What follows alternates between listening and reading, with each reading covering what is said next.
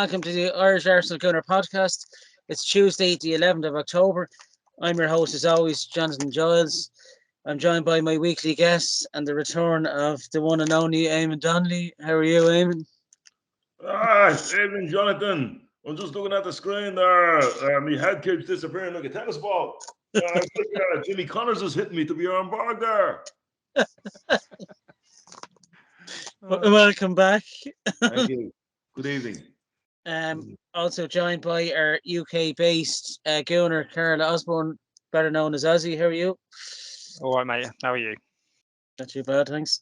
Good. The return from holidays, John Meany. How are you, John? Yeah, I'm good. In good form. Bit more facial hair there, so all good. And we've got Rob Holding, lookalike Martin Stumble.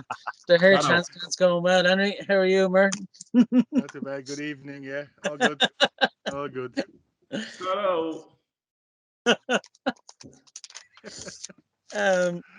As always, you can catch our show on the Dublin Arsenal YouTube channel and on our Instagram page, which is updated daily, thanks to Martin.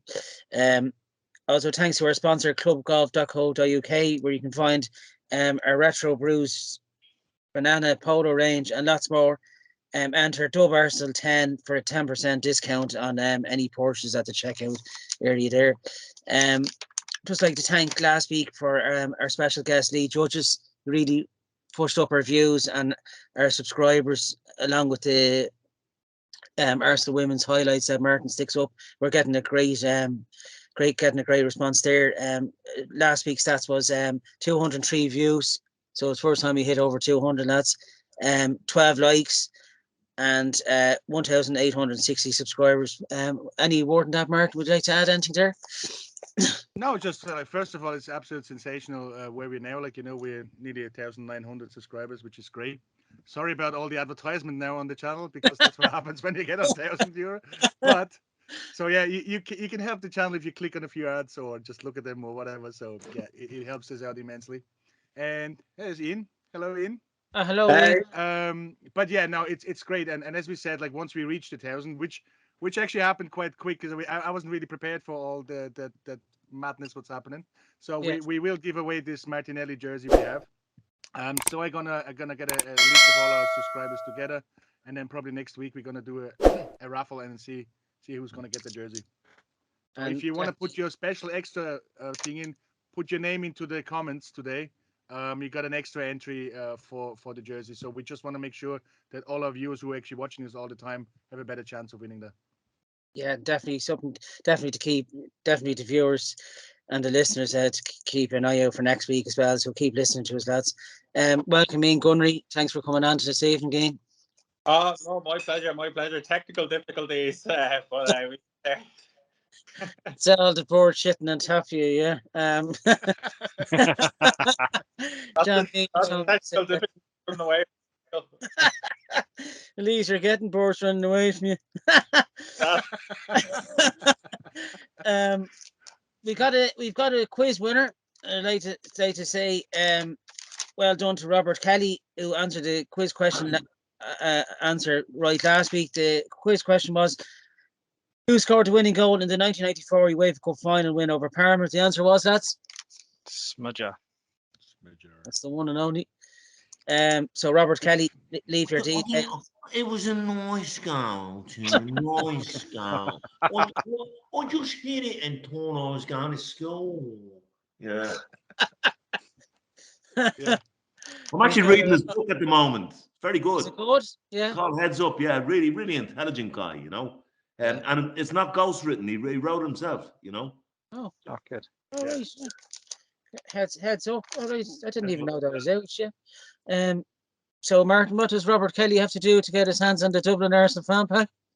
Fantastic. Well, we have to just DM us or send us an email to dublinasc@gmail.com to send us his details so we know where we're going to send the pack to. That would be fantastic. And then he gets an absolute fantastic Arsenal fan pack. Dublin Arsenal fan pack.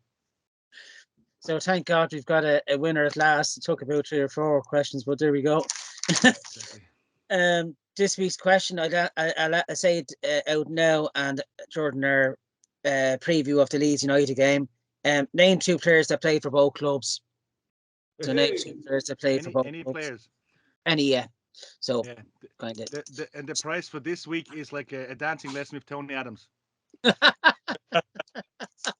We have good connections now, so we definitely can arrange that. We've a busy show this week, lads. We'll be reviewing our 3-2 home success against Liverpool, our 3-0 win last Thursday against Bodo Glimt in the Europa League, and previewing this Thursday's fixture against Bodo Glimt, the return leg of that one, and Leeds United away on Sunday as well. I suppose we kick on straight into Sunday's game. Another win at home, 3-2 against Liverpool.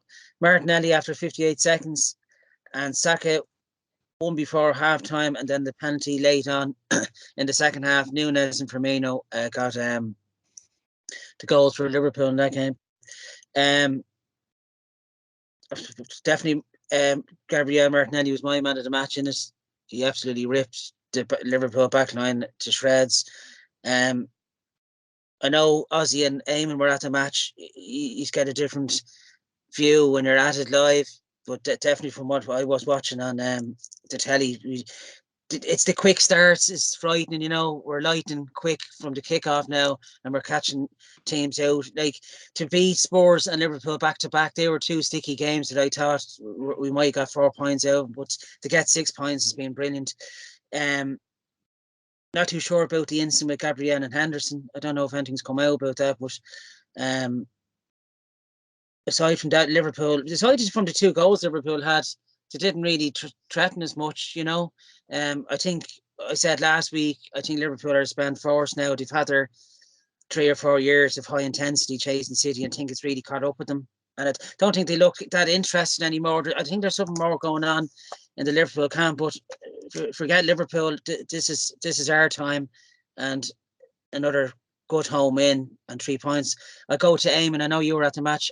What did you make of Eamon from your seat? As I say, at the end of the day, it's one game. Move on. Get on with it. Get on with it. No, look. Okay, you said about the lightning start, right? That lightning start was one quick William Saliba moment away from being a lightning start in the other direction.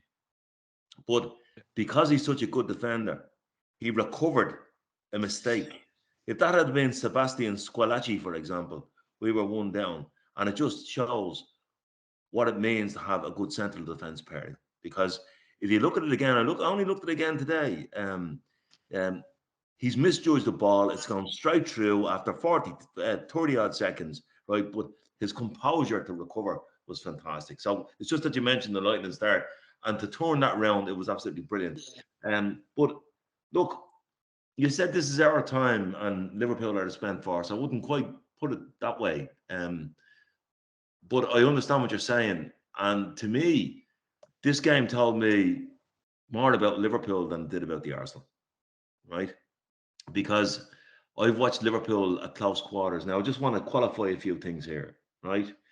I am known, anybody who knows me all my life will know that I carried around a huge grudgery for Liverpool because they ruined my childhood, right? They won everything. And they were like, I suppose if you grew up when Man United were winning everything and you weren't a Man United fan, that's what they were like to me as a boy in the 70s and 80s, right? So I could never warm to them. But I want to put it on record now to say Liverpool and what they've done against all the odds, against a team that's owned by a country, right? In any other era, that team would have won 4 titles.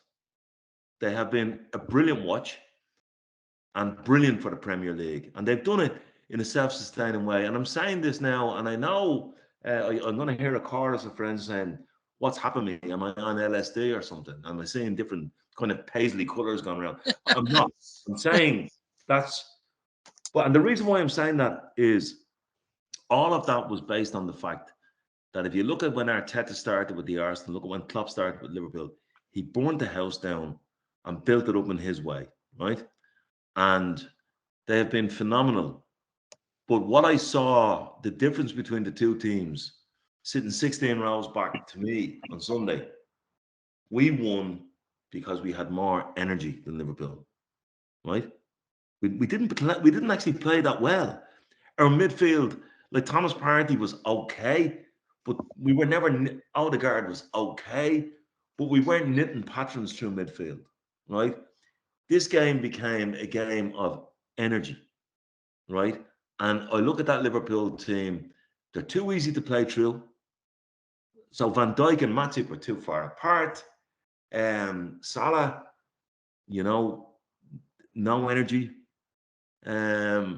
Jordan Henderson is shot, no energy. Thiago, nice player, no energy. And Martinelli and Saka had too much energy for them, right? Now, that being said, we actually made the game less comfortable for ourselves than it could have been. Because for the first 20 minutes, we owned the ball. Our crowd were actually looking at their crowd and how subdued they were. And they're normally, and we're the people still, my ass, but their supporters were really quiet. And Jesus, talk about poking the bear. We start singing at them, your support is fucking shite. And then the next thing, a goal goes in, but I just felt that we kind of lost our way a bit for 25 minutes. The goal we got coming up to half time was a real boon. A real boon, because we were on the back foot there. To go in at half time 2-1 up was just, it was against the run of play. And it was a fantastic goal, right? Second half, Firmino, yeah. How does he always score against us? I'm just going to say anecdotally, one day myself and John Mealy were sitting in, I can't remember what bar it was, John, one of the bars at the Dublin Arsenal Supporters Club, and we were 1-0 up. Ainsley, Maitland and Niall scored in the first 5 minutes at Anfield. Yeah, and I remember that, yeah. It was in the Grand Social, and the power went off. By the time we came back on 3 minutes later, Firmino was scored twice, so, he got his goal. But I just thought that the game then developed into a bit of it was a bit like a Rolls Royce being driven by Laurel and Hardy. It was all over the place, and we found the energy to win. The penalty was soft, but Jesus, we've had how many times has Harry Kane been handed the ball after another soft penalty against us? So no complaints there. There was a bit of contact, but it would have been one of those ones that we'd have been annoyed if we'd have conceded. But overall, we were the more energetic team. Martinelli and Saka had too much energy for them, and that's why we won the game. Yeah, who stood out for you, Eamon, in the match? Your man of the match. Okay, well, look, we all know Martinelli was the man of the match. He tore it to shreds, and that boy needs to be tied down on a new contract. And I just want to say about Martinelli, and I'll let the other lads in now. I had to listen to people 2 years ago saying, "Oh, Arteta doesn't rate Martinelli. He doesn't like him." Bullshit. He was patient with him because he knew what was in him, and now was the time. This guy is a worldie. He's a worldie, and he needs to be tied down to a new contract. So, but I'll tell you who really stood out for me was the two fullbacks. Ben White, right? It was a masterstroke not playing Tierney on Salah, right? I love Tierney, great, but Tomiyasu had Salah completely dealt with because they tried to switch. And as you were at the game, you would have seen it. Not so much on television, but they were looking to try and hit Salah with a long ball over the top all the time. And Tomiyasu's positioning not to be caught out by that ball. And actually, he was able to turn the play around. And I thought Ben White was absolutely sensational. Yeah, it was the first time I saw a lot of Liverpool players losing their heads in a match like that, where over the last 2 or 3 seasons, they were so calm. Van Dijk and all is making mistakes that he never done. And I think with Alexander Arnold and all, and Diaz going off half time, did help a lot. But they're not the same Liverpool we saw 2 or 3 seasons back. And thank God, because it's given, like, that's them out of the title race now. It's fair to say City will probably spank them as well. So it'll be a gap of 17 points. So even chasing your 4th place will be a struggle for them. So it's good night Liverpool for a while, anyway. Also, you were at the match as well. Another good home victory. Like that's our third game, scoring 3 goals in a week. You were at all 3, weren't you? So you've been spoiled. Yeah, I've been to all 3 games. Mrs. Osborne is not so happy about that, but I'll probably be able to see the kids now. I think what we could say is, I'm going to say this because Eamon's here as well, but I think we frustrated Liverpool. And if they was to do an impression, I know what they'd say, Eamon. I'm trying to throw you in there, mate. I'll do it. Oh, but it's so frustrating, dude. And if you're in Liverpool's changing rooms, I guarantee that's what Klopp would have said. Tried to get Lee Churches to say that, but he wasn't naming last week. No, look, we expected it to be really tight, didn't we?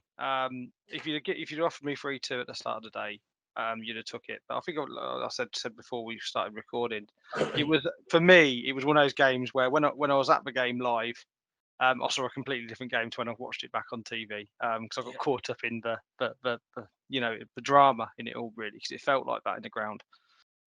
They kept on coming back at us.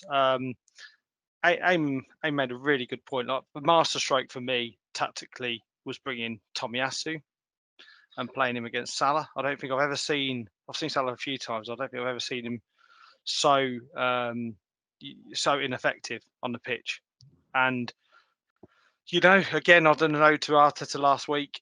Again, it's another masterstroke from him, and it worked. And the key thing is now not making sure KT doesn't take it too.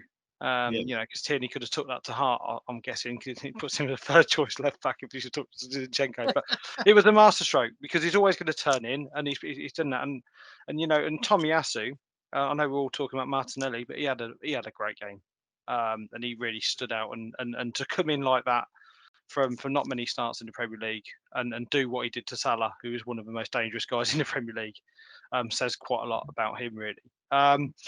But like Eamon said, the front 3 for me, Martinelli, Saka and Jesus, they absolutely terrorised their defence and they stretched them. And Jesus played that physical game. And the little touches he has, the little holding that ball up for Saka and Martinelli to terrorise them. And I think he done that job very well. And you look at Jesus and just wonder how he does it, looking at the size of him against people like Van Dijk. But yeah, I think with this team, what I see is I'm starting to get that confident, maybe overconfident, but they just have those minerals, don't they, to keep coming back. And I think the crowd has some part to play in that. Like Eamon, you was at the game when we conceded a goal twice, when they equalised twice. The crowd lifted. Yeah.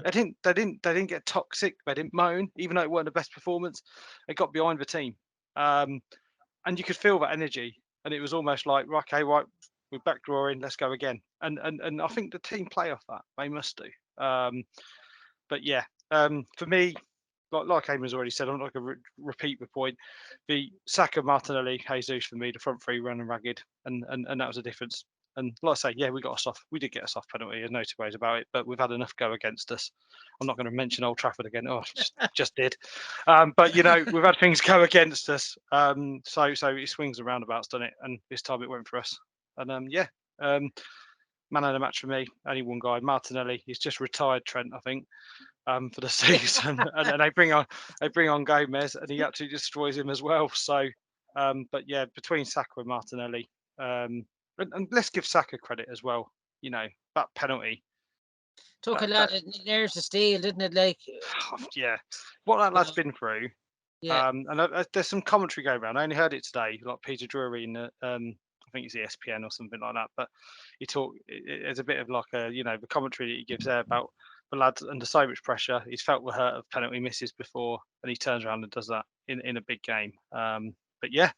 Yeah, we keep going, don't we? I said it was going to be a fortress for the Emirates this season, and so far, touch wood, I'm right. So no, that's my take on it. Yeah, and Martinelli, man of the match. Yeah, I'm telling you, our predictions are spot on, lads. Week on week, we're saying we'll win, and we've won.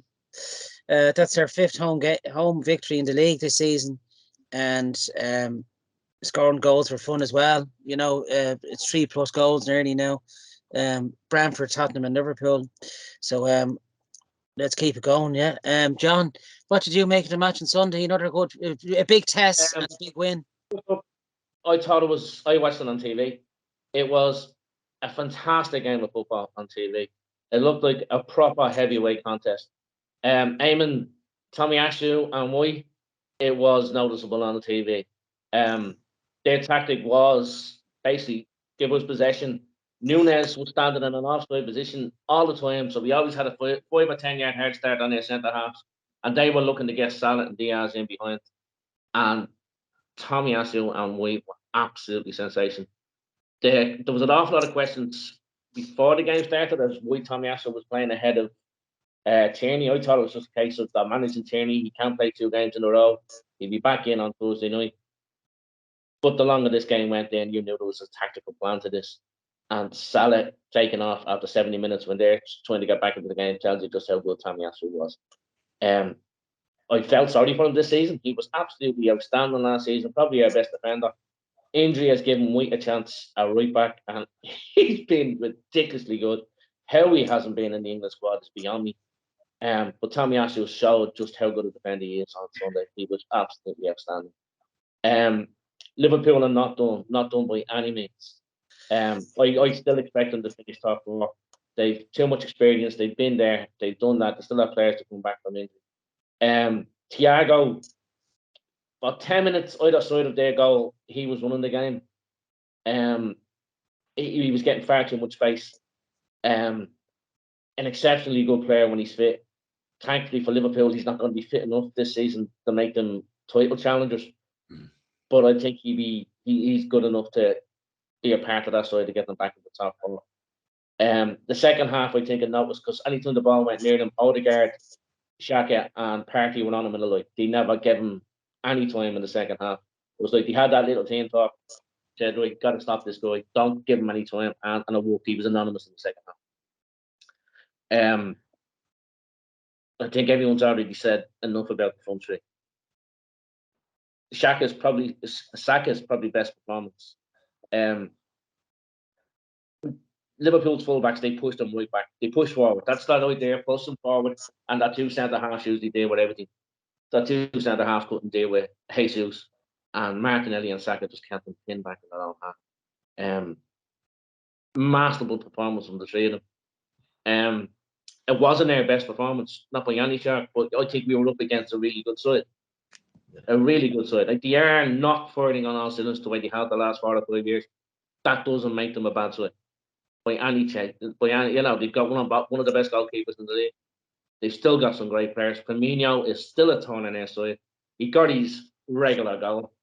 But it came across on TV as a real heavyweight contest. We're in this level that's the kind of level of football this team is at now. And it was a really big result for us to get one over the team like that. It's a crying shame that the City games had to be postponed because of the make way for the PSV game. I would love to see that game now. We're flying. Yeah. We are absolutely flying. And I think it would be an absolutely enthralling game to see both sides up against each other. And saying that, it'll be after the summer. After the winter, after the World Cup. And it gives Saliba and Gabriel a bit more time to gel together because I think there is still a mistake in it. Their first goal was just one of them lumps down the middle over the top, which we didn't deal with. Gabriel took a leg out. I think he was actually unlucky. If it had gone to the left, I think we would have done with it. If it had gone to the right, it goes out, the throw in, and it lands directly in. Diaz didn't even have to break his stride. And as I said, Nunes has that 5-10 yard head start when the ball goes over the top. He's not going to be offside the second phase. Okay, goal. I thought it was his best game I've seen Nunes play for Liverpool. He gave us an awful lot of trouble for the first hour. Yeah. His move was really good. He's much more ineffective than Firmino came on. But then by that stage, I thought we were bossing the game, possession wise and territory wise. They were struggling to get out the home half. When they did get into our half, there wasn't much threat there after the equaliser. And I just want to say, after the penalty, and there was 2 contentious decisions. We got the benefit of both. I've seen penalties given for handballs like Gabriel, and I fully expected VAR to say that's a penalty. So did I. It was probably really did. that to be a handball. And as Eamon said, how many times did you see another team getting soft penalties like that? He did kick him. Okay, he went down, didn't have to go down the way he did, but I don't give a shit. Commentators are always saying that's clever play. You know, when someone else gets it, the fact that Arsenal are getting the complaining about it, it's a penalty. So we got the benefit of 2 decisions there, but that shouldn't take away how good we were on the day. Yeah. And once they scored that penalty, we managed the last 10, 12 minutes of that match. They had 2 long-range efforts. You know, 2 or 3 years ago, there would have been an onslaught from Liverpool. There wasn't an onslaught because we managed that game really well in the last 10, 12 minutes. A great result. You're throwing down a marker to everyone else. We are not here to roll over, as Ozzy said. Some minerals in these boys. And I was incredibly proud at the end of it. It's been a long time coming putting over this lot. And I look forward to seeing how good we are now against City. That's the big one. City are flying. Yeah. That'll be a big test. But Sunday, terrific result. And as Eamon said, that was maybe a 7 out of 10 performance. Yeah. God knows how good he can be if he reaches 9 or 10 on a regular basis. So bring it on. Bring it on. Yeah, that was a big test, and another one passed with flying colours, you could say. To get back-to-back home wins against Spurs and Liverpool in a week, and in the middle of that, a victory against Bodo Glimt, brilliant, absolutely. And confidence is flowing through the veins now of every player. You can see them now. They're just enjoying. They can't wait for the next game to come up. You know, yeah, and as well as the fans are playing a huge part in it. You know, there's an excitement that I've never seen before for years. You know, years. Yeah, the noise of the crowd come across. It's like the old hybrid day, you know. It's just I haven't seen. There's something building, and you can smell it. You know. Yeah. And Eamon has said that numerous times, even last season. The games that he was at, you can feel it again. There's something there. Martin, how did you see the game on Sunday? Well, I was actually at home. I couldn't make it into the river bar. I had to do something beforehand, which kind of like made it even worse because I didn't have any beer at home, which was even worse. So I actually had to watch this game sober, which is absolutely terrible. Like I never watched the thing, but yeah, look, I think there's a few things about it, and I think I don't want to repeat what everybody else said. Like like we didn't play the best, but I think this is the first time the God of Football VAR actually looked down on us in a good way. Because I seen it today, the first goal, and I thought like when we seen does he actually is Saka offside? He actually was offside, but the funny thing is VAR couldn't check that because White and Saka weren't in the same camera frame, so they couldn't draw a line when White was playing the pass. So that's the first one, great. Second handball, yeah, but he had his chest first and then to the hand. Plus he was too close, so that's great. And the penalty on Jesus, yeah. Look, anybody else would get it. We would complain if you don't get it, and the other one we would also give out if you did get it. So look, it's one of these. But I think we had a lot of penalties against us. So yeah, it just levels itself out. Then to Liverpool, I was talking to a Liverpool guy today, and he said Liverpool played the last 5 years, and as Eamon said, in any other century they would have won four titles. They played 63 games last year, lost by 1 point. So seemingly in the dressing room in Liverpool, they are completely deflated. They played so many games, they tried everything, played every single game, and didn't win a lot. Didn't win the league. And that just shows, and they are older. There's about 4 years in the difference in the starting 11. So that is a lot, and ours is only that high because we have Xhaka and Partey over 30. So otherwise we would have been probably 22 in an average age. But it wasn't the best game. Great goal in the first thing. Then we kind of flattened out. Great to get the goal in the last minute. So that just changed everything. And yeah, the second half then, yeah, you didn't even know how they got the second goal because we did kind of play well as well, but it was just up and down, and it must have been an amazing game to look at from a non-supporter. We would just watch the game because it was just one side to the other, and there was so much great football in it, and I think we deserved it in the end. Not that we played well, but especially in the second half, the amount of chances we created, and again touches in the opposition box, and we were just unlucky in some good goalkeeping, and some ricochet ball or whatever. But like, look, I think we deserved it, and I think we would have scored as well even if we would have gotten a penalty. But it's one of these games we would have lost last year or 2 years before, especially in the first half. I think they would have turned us around, and I think it happened last year when we went up and then they came after us. So these games we lost, and now we're winning them, and I think that's the biggest improvement of this team. We have some steel, we have some bottle, and we are young, and now the belief is coming in as well, and I think that is really helping us. So it's good to see. It's amazing what the fans are doing. As I said, I was at the Spurs game. Somebody told me the atmosphere in Liverpool game was even better than the Spurs game, which is hard to believe because I thought it was just an incredible atmosphere at the Spurs game. But yeah, it just shows like they're all up for it, like and the fans buy into it now, the players buy into it now, and it's just good to see. So long may it continue, and yeah, come on, bring on the next couple of weeks, because there's still some games to be won. Yeah. Who stood out for yourself, Martin, as your man of the match?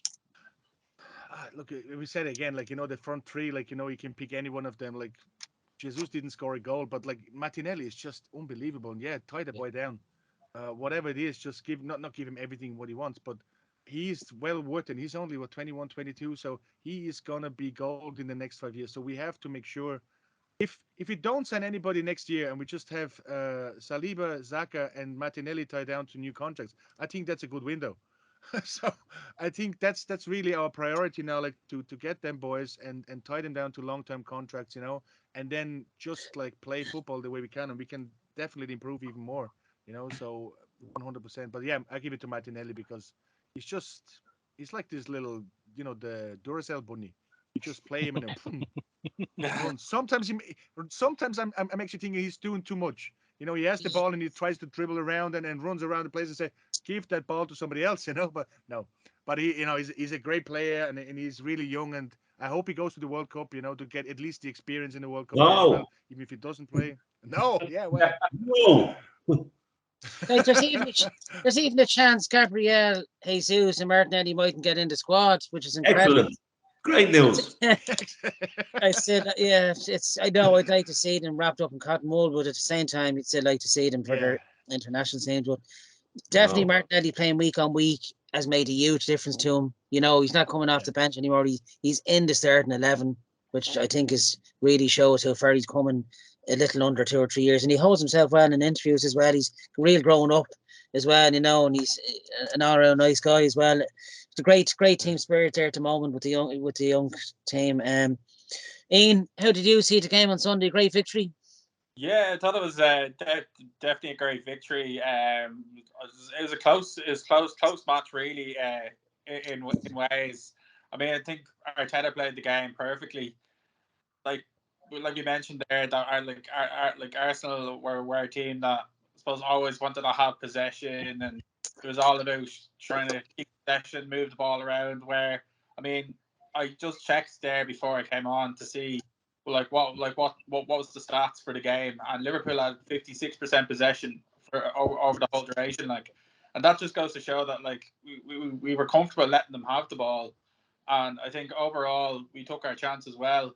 I think, I was delighted for Saka. I think Saka had a great game, and I mean, I put my hands up. I thought Saka hasn't really had, I suppose, the kind of performances we expect from him of late.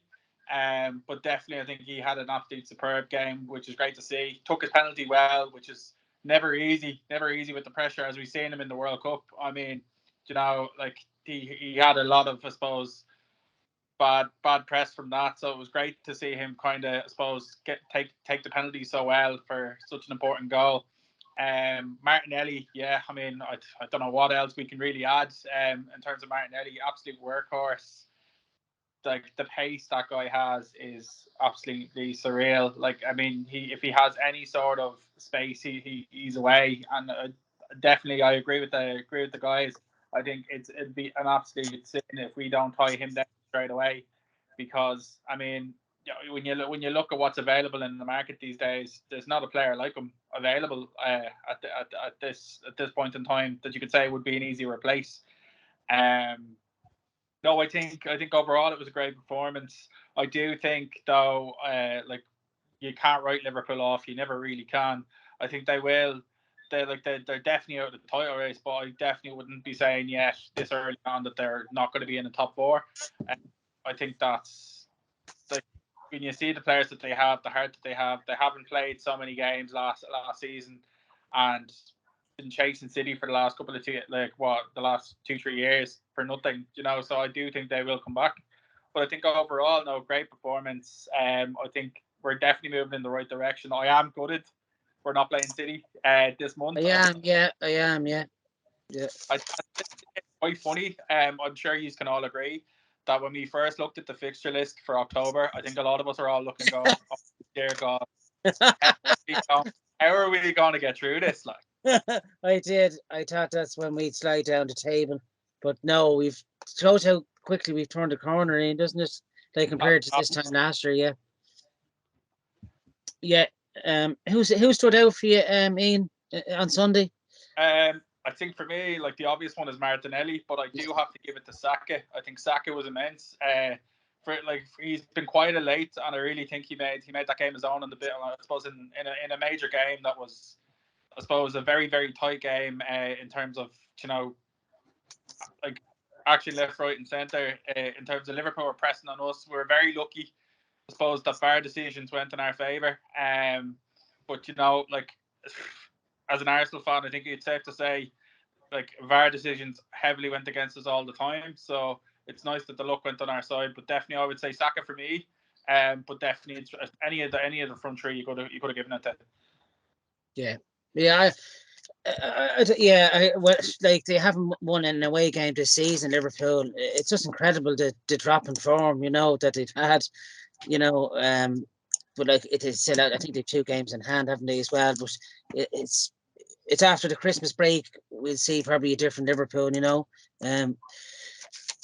but that result leaves us top with 24 points, point clear of City on 23. Spurs are third then with 20, and then Chelsea are fourth with 16, so an 8-point gap even on fourth. So a top 3 finish, if anything, it looks definitely possible the way we're going. But hopefully we can sit there on top for a little while longer, even up to the Christmas break, and then you can start Dare to Dream. But we're not going to put the mockers in that yet. I'm sure after Christmas we'll be saying Arteta out once he loses the first 1 or 2 games in January. I know Eamon's dying to say it, so come January 1st, here we go. We'll be going on to the Leeds preview in a little while, but we'll go to the review of last Thursday's. Sorry, Jonathan, I want to correct on a technicality. You need two people on the show have said you can't write Liverpool off. Well, I just have. I've written Liverpool off. Right. I just want to say technically it's possible, but I just want to come back on Ian's point very, very quickly about Bukayo Saka not playing that well, and that's the kind of the conventional view. But in the stadium, when that boy gets the ball, there's menace all over the pitch. Menace all over the pitch. Every time he gets the ball at his feet, even he hasn't been, playing as well as he can. Yeah. But every time he gets the ball at his feet, Ozzy, I'm sure you get it. It's been doubled up on. Yeah, but that's why. You just sense something is going to happen. Yeah, but Tottenham, they doubled up on him, and he created space elsewhere. So that's the problem with Saka. Everyone thinks they've got his number. And I add on to that as well. For 2 years, he carried this thing. Yeah. Every time he played, for 2 years he carried this team, and every time he played, he stood out. He stood out head and shoulders above everybody else. Now he has a squad. Now he has a squad of players around. He's not on his own. I think he's playing actually really well. Yeah, but he is. He has Martinelli playing fantastic. He has Jesus. He's playing outstanding. Xhaka, unbelievable, transforming player. We have a back 4, which is a proper back 4. He is no longer, head and shoulders above everybody else that was on the pitch anymore. And people are looking at him. Why isn't he? It's because we have a team now.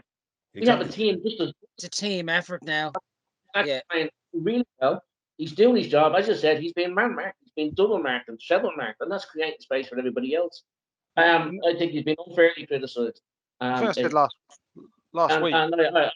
I'm just delighted that we have a team now of players who are sharing the workload, and it's not all on his shoulders anymore. But he is still carrying his share. He's still doing his work. He's still helping out, in front of Ben White.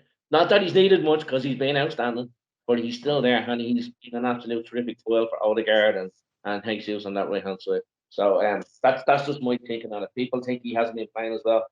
I think it's because everybody else has been up to his standard, and he hasn't stood out as much. Yeah, No, and to say that about a player so young, you think he was playing with us for years, like how far he's come as a young lad, and the confidence that Arteta has into picking week on week. It must be a great feeling at that age. But definitely the arrival of Jesus and the emergence of Martinelli into a bigger player than he was last season. Yeah, it's kind of taking the gloss off him.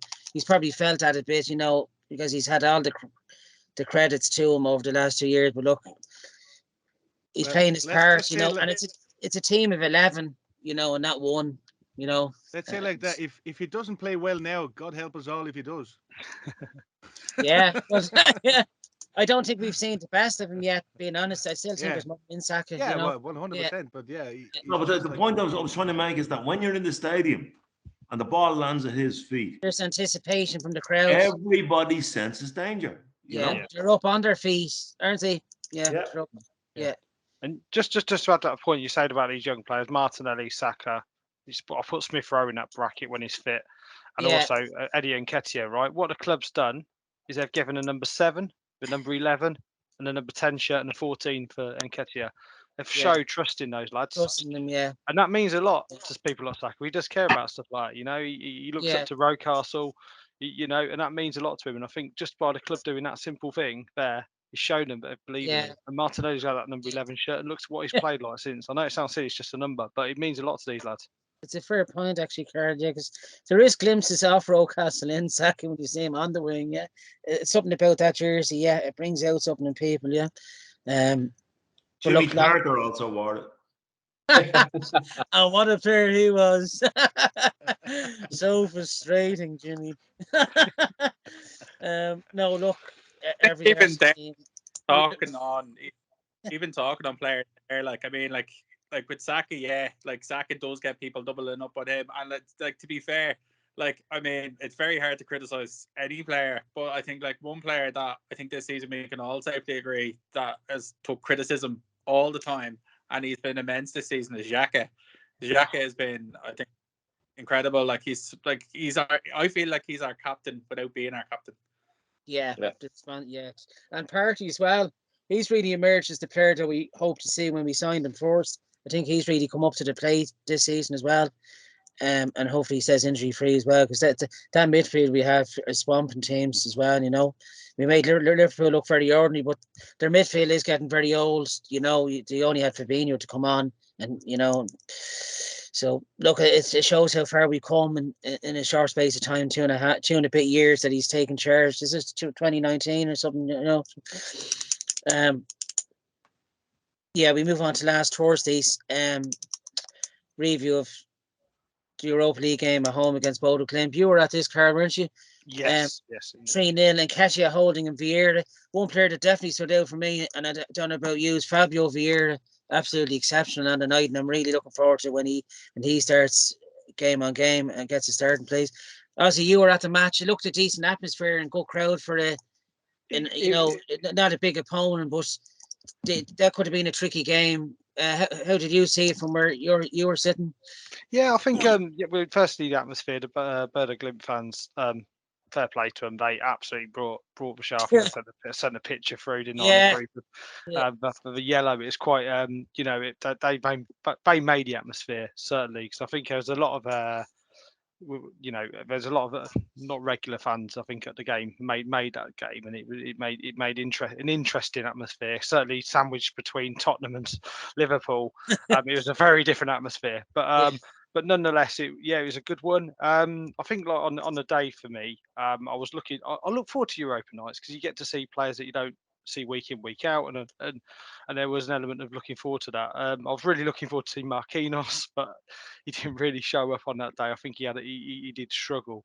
But one player that stood out, let me say Vieira, and I'll go talk to him in a bit. But Sambi Lokonga, I honestly, he had another solid game, and he's coming every time he steps in this season.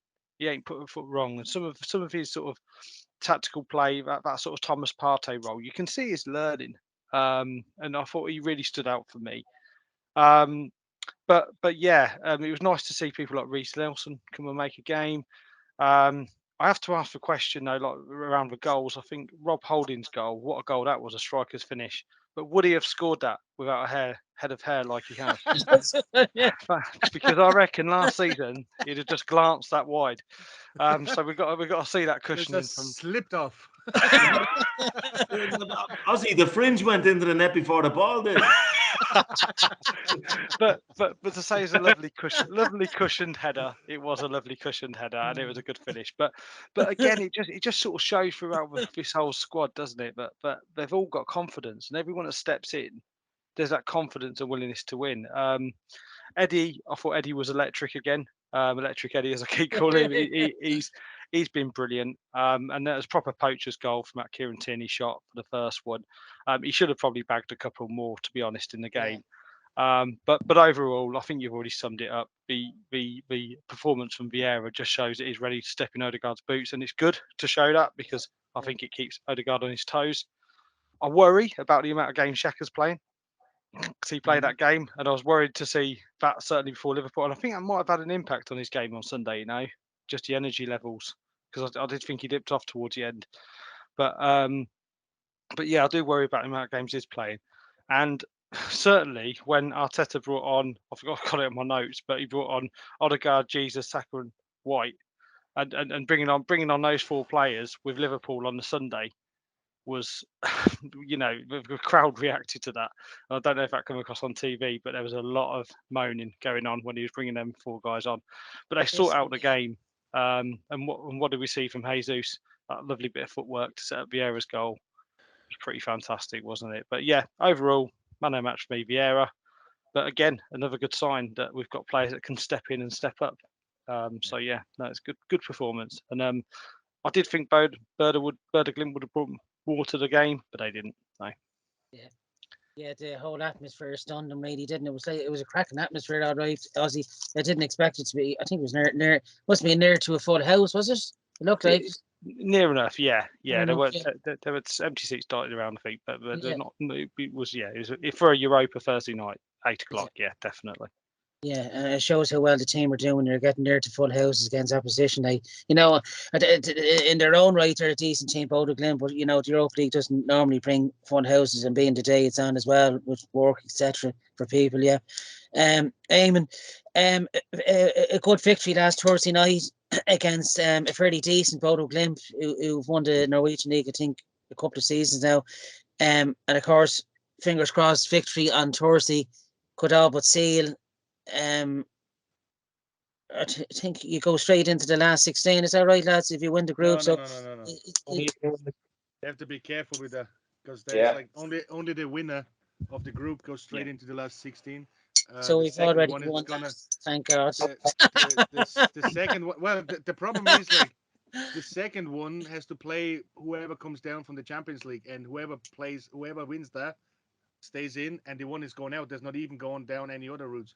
So we want to tie this down. Like we want to. So you have to win the group outright. Yeah. You have to win the group outright. Yeah. Okay. So Eamon, a good victory last Thursday, and we're in the driving seat at the moment. But PSV are doing pretty well as well. What did you make of the game last Thursday, Henry? Haven't a clue, Jonathan. We move on to John. To be honest with you, like leave the last 16 and 32 out of it for a second. Well, I'll deal with that. You only ever get into the last 32 in that competition by coming second. So it doesn't really change. What changes is that you have to play against somebody who's coming down to the Champions League, right? You never went straight into the last 16 by coming top two, right? Yes, you did. So, no, you went into the last 32, folks. There was an extra round 32 in the Europa League. Okay. That's how I'm disappointed in you. That's how I'm disappointed in you. If you want to come on this show, do your research. Mark, are you Now, what I listening? say about the game is It's that we, hair we, we, transplant got some. we used we used to have a show. We used to have a show on television over in Ireland. Telly Bingo Tuesday night. Telly Bingo Tuesday night. This was real. Europa League Thursday night. It was a nothing thing. Great. The fans can get in and we can see all those things, but it was the most Europa Thursday Europa League night you'll ever see, right? But I was looking at the table, right, and I'm thinking we better show up this Thursday night. Yeah. Because if you don't, you see, there's a little kind of storm cloud gathering behind us. So we need to show up this Thursday night. It was a routine win, remarkable for two things. Remarkable for Fabio Vieira's performance and shown he's a bit of an artist. That guy is good, you know, and he's well capable of stepping up. But and Carl mentioned this earlier. Eddie Nketiah's finish from that goal was actually incredible. Right? Because he wrapped his foot around the defender and jigged him. The defender didn't see how quick Nketiah's reaction was. That looks routine on the TV. Plus, he didn't blem it up into Rosette, you know. It was a brilliant finish, a real striker's finish, you know. And I'm not sure we've any other player who could do that. No.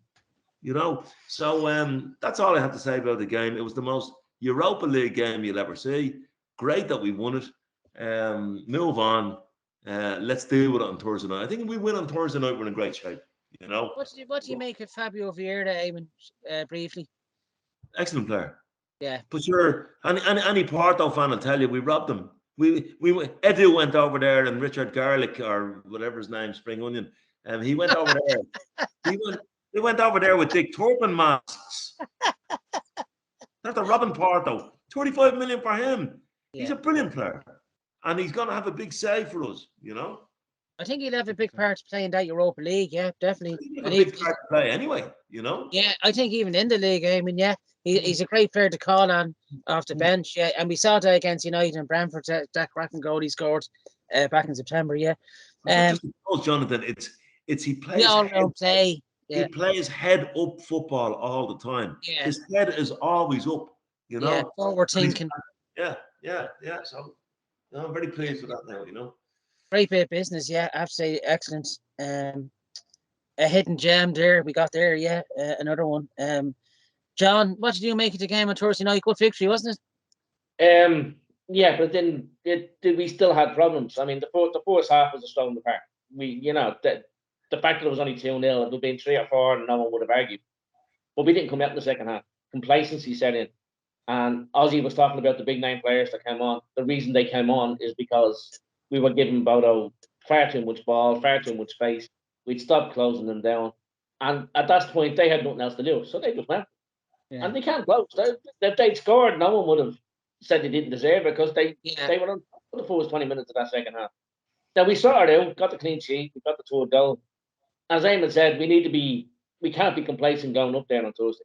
They've won the last 14 home games in Europe. They thumped Roma 6-1 last season. Yeah. The pitch is north of the Arctic Circle. It's a plastic pitch. The stadium's small, only holds around 8,000. They'll be wanting to redress that. They want to put on a show. This is a big English club coming up to their place. We can't be complacent. If you want to finish top of the group, you need to go there and get a result. I mean, that's plain and simple. If we give them time and space on a plastic pitch in the cold, they're good enough to hold us. They've hurt other teams up there. We can't be complacent. So we need to be on our game for 90 minutes. I think we are better than them. I think our second string is better than them. But you can't be complacent the way we were at the start of that second half. You need to go out there and do the job. Plain and simple. Yeah, it's a game you'd expect us to win with the form we're in at the moment, but these Europa League games can spring up a surprise as we found out ourselves over the years. So you have to respect the opposition for what they are and go out and do a professional display. Yeah, like against Zurich. Martin, what did you make the game on Thursday night? Good 3-0 home win. Yeah, no, exactly what it is. It's the Thursday game, you know, like where you just want to get rid of the next round, you know, and get into it. But yeah, I think it was a great performance, and a shout out to my good friend Luis Brajal from Portugal. He's still crying. But he's the guy who told me that this fella is like something special, and he unfortunately Porto are not in any kind of condition to keep these kind of players. They have to sell. Like any other kind of like European football club, they have to sell their best talent, and that wasn't the only one what they sold. But yeah, he's just some player, and he's just gonna get better as well once we see more from him and he gets back into it and everything. I was a bit worried when he was knocked down and he actually got on his ankle or whatever thing, because that was his fault. Like he got injured. So look, it is what it is. It's Bodo Glimt. The return leg, I think, is definitely going to be a different game. Up there, it's freezing cold. Never mind Stoke at night in a December. I think that's just freezing up there. It's going to be pitch dark, a small everything, and yeah, it's just going to be. But I think we still have the players to get through it. And as soon as we can tie up this group, whenever that's going to be, then we have a home game against PSV. So there's our chance to do this, but we need to perform. But beside that, it was good atmosphere as well. And I think we had a few gooners over from Orlando, who came over to not just because of that match, but they were in the River Bar. So it's always good to see a few lads there as well from different supporters clubs. But yeah, one of these Thursday games, it just be nice if it was the Champions League on a Wednesday, but like we're gonna get there next year. That's what I like to hear, optimism. Ian, good 3-0 home victory last Thursday. What did you make of it, and what do you think of the return leg on Thursday as well? Yeah, no, I thought it was a good match. I mean, I agree with what John said. There was complacency in certain kind of areas within the game. Well, I think it kind of gave them warning signs that, okay, you're playing Bodo Glimt, but you're going to play bigger sides as the rounds go on. Yeah. And I think you can't afford to have that mentality going into any game. Doesn't matter who you're playing. You have to respect the team that you're playing. So I think that that's, I suppose they got a bit of a warning sign there that if they were to do that, especially you don't like them to see them doing that right before the Liverpool game. Do you know what I mean? Like that's showing that they're it's all playing well and all, but you need to keep level grounded when you're playing good. You don't want to make any, I suppose, silly errors. But overall, no, I thought it was a good game. I think Fabio Vieira definitely is an absolutely superb player.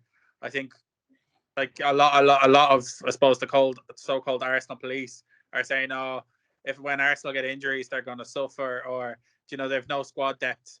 And you look at Fabio Vieira there, and he's a perfect replacement for Odegaard. I feel he can like fill in there quite nicely when Odegaard needs a rest, or if you need someone to, I suppose, like handle the midfield cycle, I suppose, as well as you can.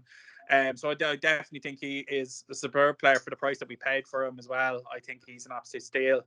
When you think of we paid 70 million or 75 million for Pepe at the time, and I don't think, although he's a great player for us, I don't think he lived up to his price tag. Whereas I think when you look at the likes of Fabio Vieira, I think he's surpassing his price tag. I think we're getting more value for him than what we paid for. Other than that, I think Nketiah does what he does best in the Europa League. I think he's playing out of his skin, really. Like two great goals. I think as well we need to mention the setup by Jesus for Fabio Vieira's goal was something else. Yeah. To do with the ball is just unreal. But yeah, no, I think overall brilliant performance, and I definitely would say man of the match for me would be Fabio Vieira. I would also say as well, I know we're mentioning about rounds and stuff like that. Was there a round of 16, around 32? It really doesn't matter for me. I think the most important thing is we need to have as much of a break in between games as we possibly can. I think if we top the group, I think the round of 16 as it is now this season won't be till March. So you have nearly, you could say, 2.5 to 3 months break of not having, I suppose, 3 matches or 3 matches within a week. So that would definitely help in terms of trying to keep players fit in that as well. So it's even more reason to top the group. Yeah, we're well on the way Yeah, but hold on, Jonathan. Just stop there now for a second. Hold on now. If we were to lose on Thursday night, hold on. So Hold on. frustrating. Hold on now. If we were to lose on Thursday night, We're not right? don't lose, And Eamon. hold on. This is the whole point of the show. Hold on a second. Listen to me. Calm down. Take some Calpol. If we were to lose on Thursday night and Eindhoven were to beat Zurich, we're in third place in that group. So let's all just kind of get the deal done on Thursday, right? Get the deal done against Eindhoven. And like we're kind of talking here, so I just go and top the group and it's all okay. If we lose on Thursday night, we're under pressure in that group. It's a high pressure game on Thursday night, right? And let's all just kind of understand that, you know. It's the back-to-back games against PSV. Unfortunately, it wouldn't have been back-to-back only for the whole unfortunate passing. You don't want to go into them in third place in the group is the point I'm making, you know. Yeah, I still think we'll finish either top or bottom.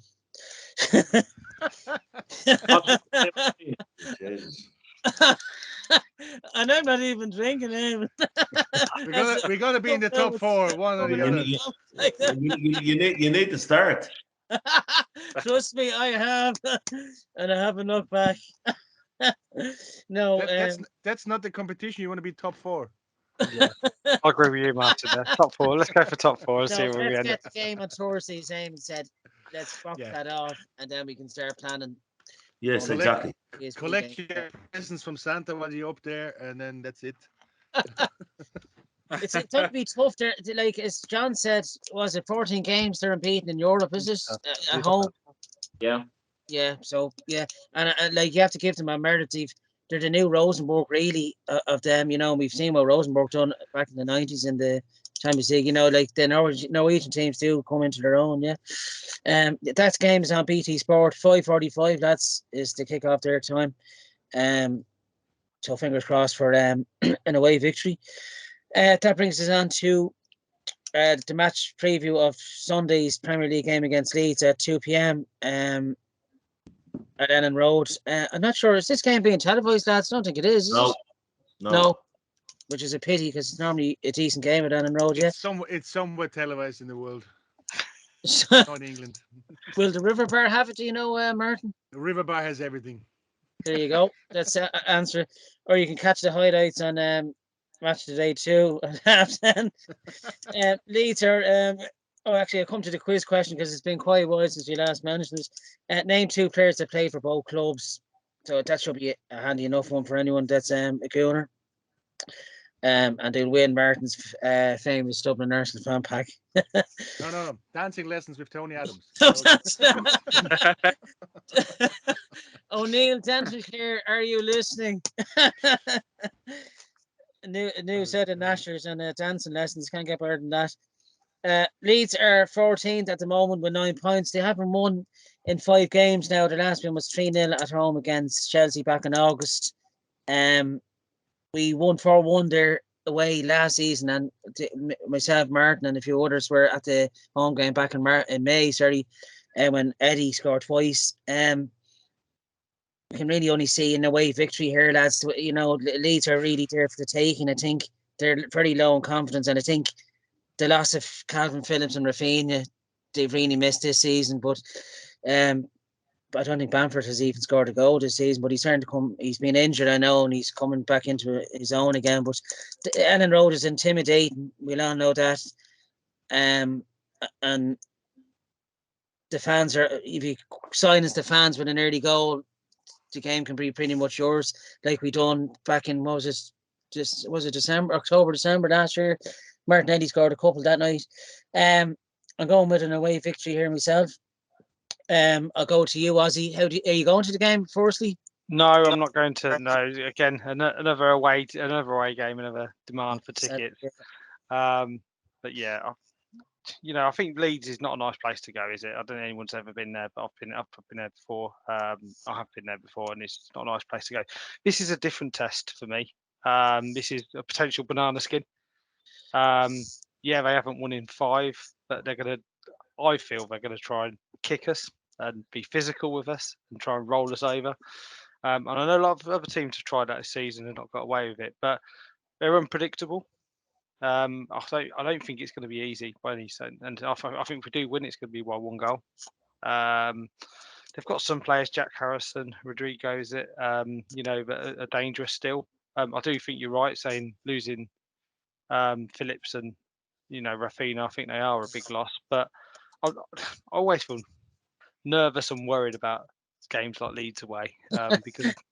And I can see Eamon waiting to say something there when I say I worry. But yeah, it's it's just a different test. It's very different to what we've had the last couple of weeks with Liverpool and Spurs. Like I say, they are unpredictable. It's not one I'd easily put on my accumulator if I'm making a bet. And I'll probably dodge this one. But yeah, it's but they have beat Chelsea this season 3-0, wasn't it? I think at home. So they are capable of turning it on. Yeah.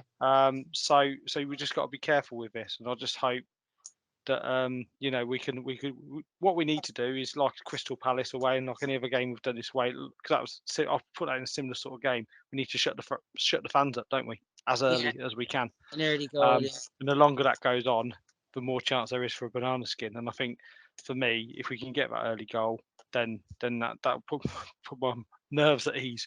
But yeah, I think the longer the game goes on, 0-0 or a draw, I think then there's more chance of an error, or them just scrapping a goal in or something like that. So yeah, overall, I'm going to say 1-0 to the Arsenal because I'll stay positive.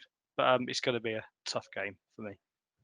Yeah, I hope we come out unscathed with no injuries. As you said, to be in there kicking at us from the start with Koch and I think Llorente is their other centre back.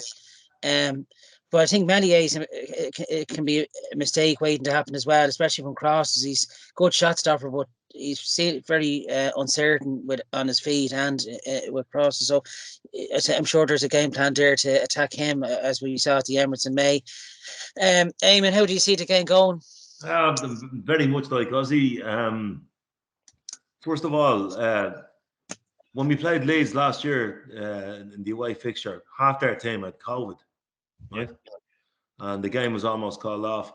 And then we went into the River Bar to watch it, and then Martin Stato here gave us all COVID, right? Because he brought in these dodgy calendars. They were the COVID calendar. Like he gave us Happy Christmas, everybody. There was COVID sprayed all over them. We all got COVID for Christmas. Thanks, Martin, for that.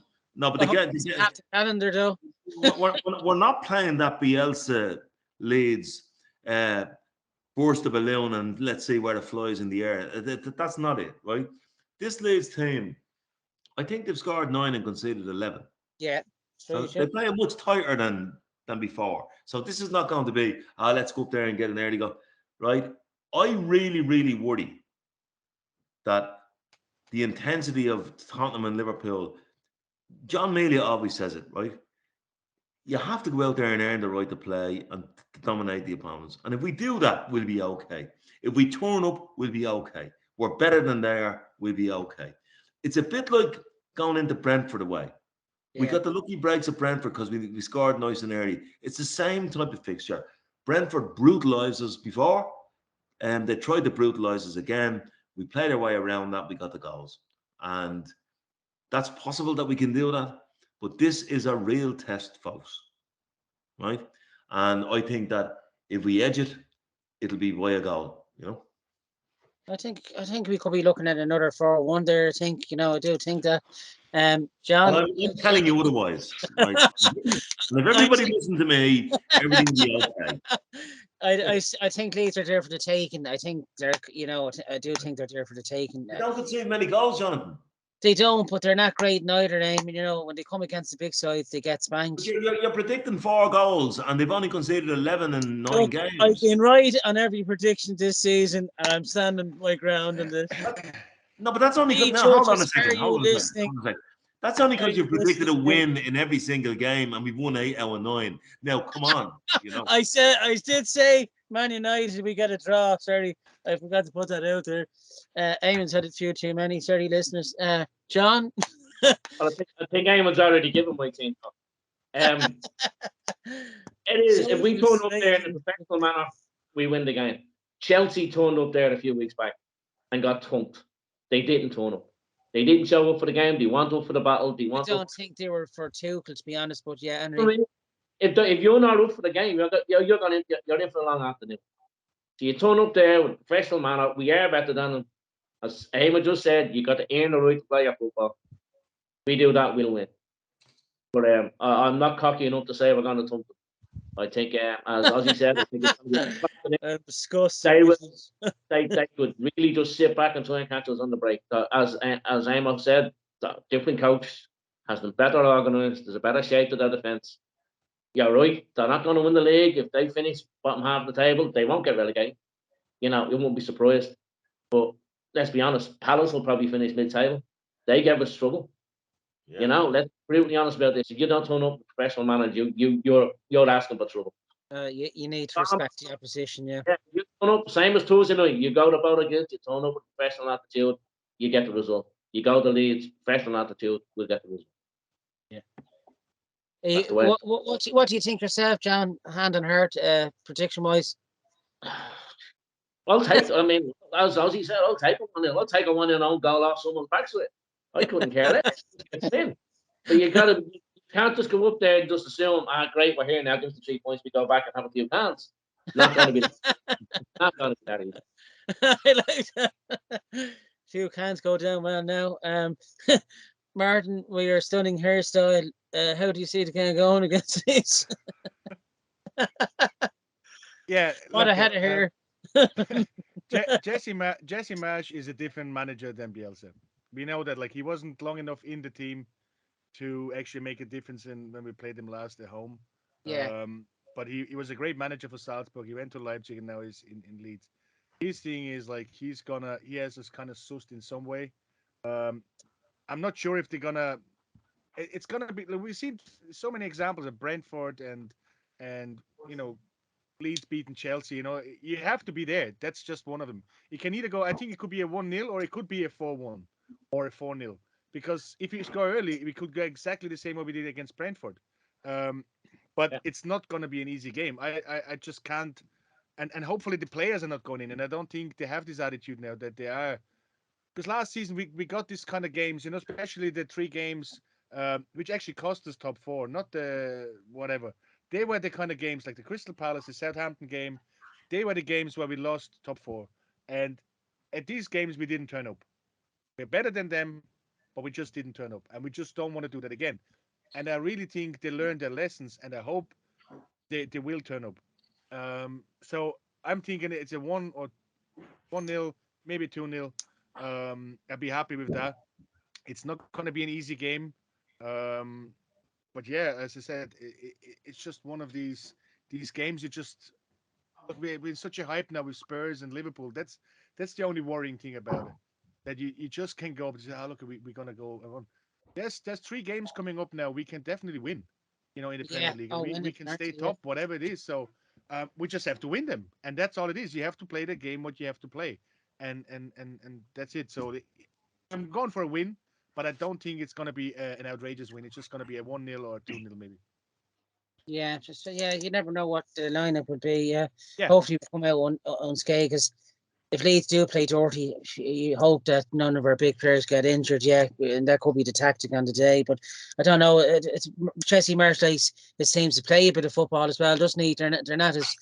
He's taking that. I don't think he has this attitude of thing. He wants to play football. He wants to think. Yeah. He's gonna give us a game. That's 100% for sure. But I don't think he's like a dirty man. Not that I've seen it in the teams he managed. But look, Leeds is never a nice place to go there in the best of places. So the good thing is at 2:00, it's not in the middle of the night. So yeah, it would be different. I think it would be under lights, So would be a different atmosphere. It's like Crystal Palace when we played them, like that's a different place at nighttime. To go there. The fans are up for it, Can we catch the Leeds fan early, like a Sunday, when at mass? Yeah, you don't know. So we'll see. W for me, but like it's not going to be an easy game. Yeah, he's got decisive. Brandon Aronson and Tyler Adams. They have pretty lively. He's made a few nice signings as well. Sinister as well as decent enough. Ian, how do you see the game going on Sunday? I think I agree with the lads. It's going to be a tight one. I think like we have to be realistic here. You're playing a game on Thursday evening away in Norway, I do believe. Is it Norway? Norway? Yeah, Norway. Yeah. Norway. So you're playing away in Norway, but as time that game's over, you hope no injuries anyway. But your players' fitness, you're traveling back. You're then traveling to Leeds early on a Sunday. Like there's a lot of traveling happening there as well before you even kick a football on Sunday. Do you know that kind of way? Yeah, you're right, Dean. Yeah. That's a toll on the players as well. So like I mean, you don't want players having burnout. So I mean, we need to be tactical how we play the game. We need to take it as, I suppose, Palace at the start of the season. Like Leeds are going to go with us. No shadow of a doubt. Leeds are going to go with us. They're going to get 30 because I mean, like as we mentioned earlier with Saka, like okay, like I mean, like you've two people on him at any given time. You're probably going to have 3 or 4 people on freaking Jesus. Do you know that kind of way? So like we need to protect. We need to make sure that we're playing a game that protects our players. We don't need to go and win. Try to get 3-4 goals. Yes, I agree. It would be fantastic to hammer Leeds, but I think that's naive thinking, really, because I think we just need to get the job done at hand. I think if we can just Saliba can just do what he does best and be solid in the defense. Hopefully, Gabriel just doesn't like be naive with passes because he has a capability of being naive with certain things he does. I think overall, I think it's going to be a tight game. I think it's going to be one in the middle of the pitch. I think it's going to be a midfield battle. I think if the likes of Odegaard and Saka are on form, which they have been all season, to be fair, I think like we've more than enough there to hurt Leeds, but I don't think it's going to be that kind of game. I think it's going to be quite tight. It's 1-0, 2-1 probably, is my prediction. And I think, look, just get out of there with 3 points. But I definitely would say that it's not going to be a fast moving game. I think fatigue is going to come in somewhere. It has to, with the amount of travelling that I feel that's going to be there. But I think, yeah, I'm going with an Arsenal win. Yeah, narrower, I suppose a narrower thumping win would do me. But yeah, look, come out there with 3 points and to still remain possibly a point ahead of City be nice, wouldn't it? Make a great weekend. City play Liverpool then at 4:30, don't they, later in that day? So we could, at that stage we could be what? Drunk. 4 points clear of City, and that's going to put pressure on them to win. Then so that's going to be a big incentive as well. Stay ahead of your competitors. But the title's in the bag, lads. That's the main thing. I want some of that. I want some of that. What Eamon's drinking there. Keep my optimism up. A busy show, lads. Would you like to mention anything about tickets or anything else related or anything? No, there are no tickets for anybody available for anything at all because they're too Is there hard any to for get. West Ham, December 26th? Yeah, that hasn't come up yet, but Okay. we're closed. We're closed for a few weeks. West Ham comes up in a few weeks' time. That's it. We're talking to Santa about that. Yeah. Once we open Norway. I want premium seats. Santra. John, Ozzy, anything you'd like to mention at the end? No? I think we've spoken enough. Yeah, I think we've covered quite a lot of ground today, haven't we? Yeah. Just from my side again, the women are back. I mean, they're actually playing now against Scotland. So McCabe's team is still 0-0. But on Sunday after the Manchester City Liverpool game, Arsenal women playing Reading on a Sunday, and I'm putting a call out there. If anyone wants to be interested to talk about women's football league, also female candidates, please give us a shout on the YouTube channel or even on the social media, and we might do like a women's show separately from that. So let's see how that goes, because I think they really deserve that. Yeah. They're playing well and nearly scored. But look, so that's it. So yeah, Sunday next game back for the girls, and then see like how maybe we can arrange them in the future to give them a bit of time separately from what we do here. And as he said earlier on, someone there that's goes to Meadow Park there for the game. Yeah, so like there's already one there. Also, if we can get Lee Judges back on as well, it would be much appreciated again, or anyone X-Arse related, just to boost the show ratings. You know, anyone out there? I hope you're all listening. Yeah, you can catch our show on the Dublin Arsenal YouTube channel. On all social media platforms. Martin will stick up at the end of the show. At the end, I'd like to thank, as always, my guests, John Melia, Martin Stoneville, Eamon Donnelly, Carl Arsborn, and Ian Gunry. Thanks very much, lads, for your contributions this week. And we'll see you all again next Tuesday. Have a good week. Yeah, come on. Take care, Johnny. Come on, Good night, you guys. Come on, you Gunners. See you later.